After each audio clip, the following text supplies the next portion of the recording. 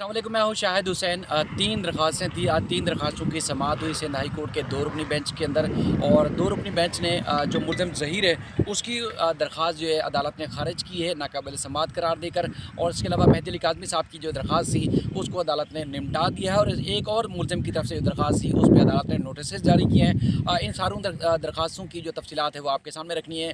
मामला चूँकि बहुत अहम है, इसलिए तमाम जो पॉइंट्स हैं वो पॉइंट्स आपके सामने रखूँगा, क्योंकि आज जिस तरह ये दो रुकनी बेंच ने दरख्वास्त की समाअत की तो उसके बाद फौरी जैसे रद्दमल आता है मुख्तलिफ सहाफ़ी या उसके बाद फिर कुछ यूट्यूबर्स की तरफ से, जिसमें वो अदालत में होते नहीं हैं, और उसके बाद फिर तासुर ऐसा दिया जाता है कि पता नहीं बहुत बड़ा हंगामा बर्पा हो गया। हालांकि चालान के अगर दफ़ात और सेक्शन और जो नुकात अगर देख ली जाए तो उसमें अंदाज़ा हो जाएगा कि अब मुल्ज़मान के पूरे टब्बर का बचना जो है नामुमकिन सी बात हो गई है। ये मामूली चीज़ नहीं होगी, ये बहुत बड़ी पेशरफ्त होगी। बाकी जो दरख्वास्तें सिंध हाई कोर्ट में थी वो दरख्वास्तें जो है बड़ी अहम थी। उसमें मुल्ज़िम की खास तौर पर जो दरख्वास्त है वो खारिज क्यों हुई है उसकी वजूहत आपके सामने रखते हैं। एक तो ये कि मुल्ज़िम की तरफ से दरख्वास्त दी गई थी कि जो चूँकि बच्ची का बयान रिकॉर्ड हुआ था, 164 का भी बयान हुआ, उसके बाद फिर पुलिस ने भी 161 के बयान लिए, तो उस बयान की रोशनी में जो मुकदमा है जो FIR नंबर 159/2022 थाना अल्फला का वो कलादम करार दिया जाए।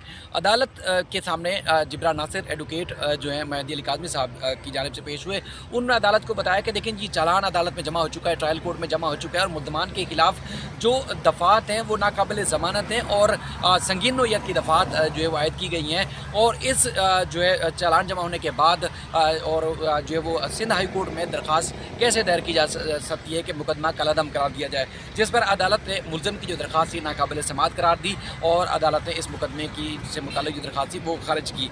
इसके अलावा जो मेहदी अली काज़मी साहब के जो वकील थे जिब्रा नासिर, उन्होंने एक दरख्वास्त दायर की थी।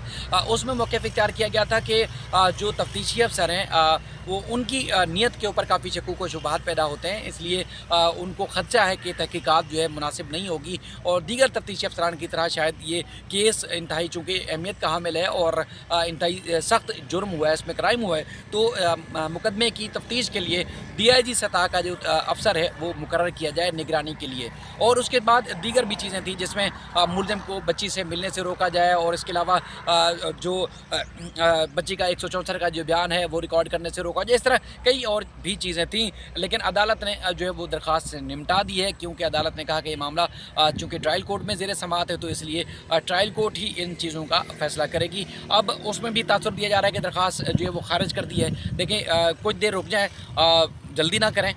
दोनों दरख्वास्तों बल्कि तीनों जो दरख्वास्तें हैं जो ज़ेर समाअत हुई उनके तहरीरी ऑर्डर भी थोड़ी देर में जैसे ही जारी होंगे तो मैं कोशिश करूँगा कि वो आप तक बर वक्त पहुँचाऊँ, ताकि पता चले कि कौन सी दरख्वास्त खारिज हुई है और कौन सी दरख्वास्त पे नोटिस जारी हुए हैं और कौन सी दरख्वास्त को निपटाया गया है।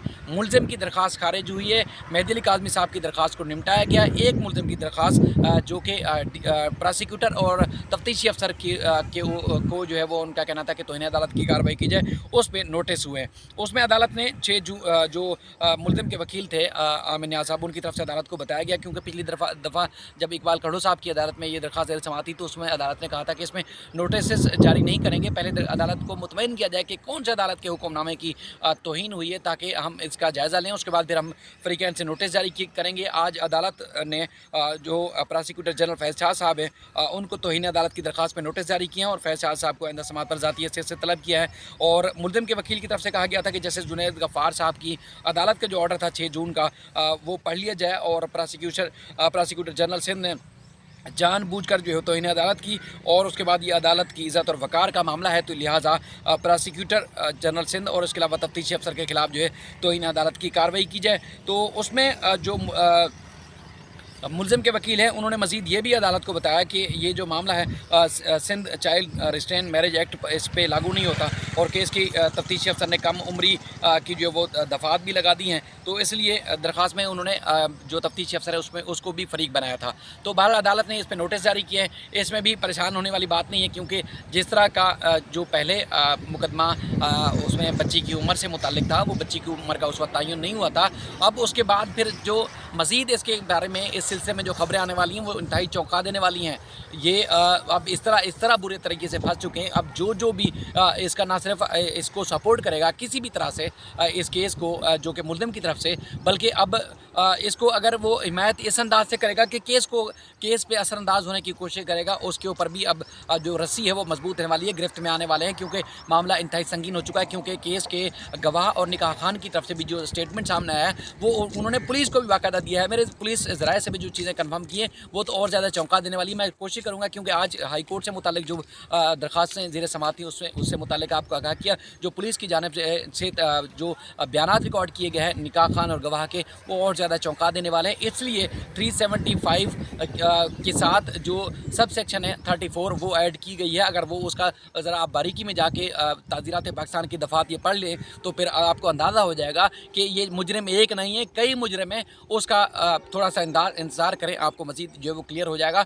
बाकायदा तौर पर अब पुलिस जो है आगे जाकर इन मुल्ज़मान की गिरफ़्तारी के लिए बाकायदा तौर पर अदालत से रिव्यू करने वाली है, क्योंकि गवाह और निकाह खान मुनहरफ हो चुके हैं। उनकी दस्तावेज़ात, उनका नाम और उनकी जो शनाख्त कह सकते हैं कि वो इस्तेमाल हुई है, बुनियादी तौर पर ये निकाह हुआ ही नहीं है। अगर निकाह हुआ नहीं है तो उसके बाद फिर क्या जुर्म होगा वो आप सब बखूबी अंदाज़ा लगा सकते हैं। बहरहाल ये आज की जो अहम तरीन अपडेट्स थी वो मैंने आपके सामने रखी। अब आगे चलकर जिस तरह जो पेशरफ्त होगी, अदालत का तहरीरी हुक्मनामा सामने आएगा और जिब्रान नासिर साहब चूँकि कोर्ट में थे, उनसे मज़ीद तफसीलात जब मैं हासिल करूँगा तो आपके सामने तफसीलात और भी रखूँगा, क्योंकि आप सब जानते हैं कि वालदा की डेथ की वजह से मैं कराची से बाहर था, इसलिए कुछ चीज़ें जो है वो जो सही मानों में रिपोर्ट होनी चाहिए थी।